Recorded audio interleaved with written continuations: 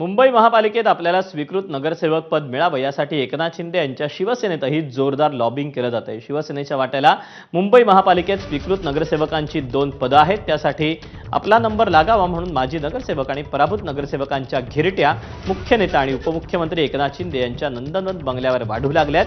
शिवसेनेकडून स्वीकृत नगरसेवक पदासाठी बोरिवलीचे माजी नगरसेवक बाळकृष्ण ब्रीद आणि आमदार प्रकाश सुर्वे यांचे चिरंजीव राज सुर्वे यांच्या नावांची चर्चा आहे।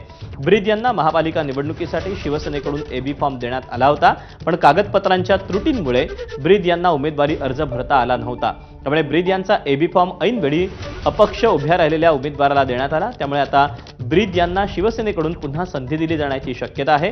दरम्यान प्रकाश सुर्वे हे आपल्या चिरंजीवांना म्हणजे राज सुर्वे यांना तिकीट मिळालं म्हणून आग्रही होते। राज सुर्वेंनी तिकीट न मिळाल्यामुळे ते नाराज झाले होते। आता राज सुर्वे यांना स्वीकृत नगरसेवक पद देऊन आमदार सुर्वे यांची नाराजी दूर केली जाण्याची शक्यता ही वर्तवण्यात येते।